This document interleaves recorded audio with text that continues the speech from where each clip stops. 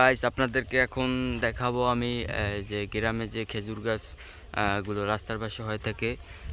যে খেজুর হয়েছে থোকায় থোকায় অনেকগুলো খেজুর হয়েছে, এগুলো আর কিছুদিন পরে পেকে যাবে। এই যে দেখতে পাচ্ছেন খুব সুন্দর একটি দৃশ্য, কি সুন্দর খেজুর গাছ থেকে যেমন শীতকালে খেজুর গাছ থেকে রস সংগ্রহ করা। এই যে দেখতে পাচ্ছেন, এই যে তার নমুনা, খুবই সুন্দর একটি খেজুর গাছ রাস্তার পাশে।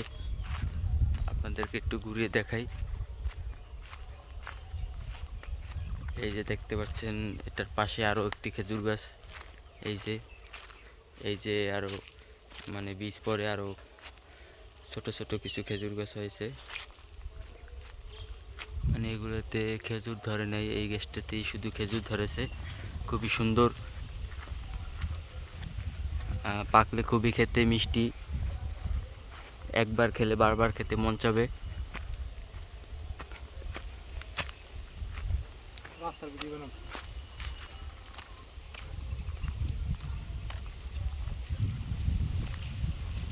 খুব সুন্দর বাতাস,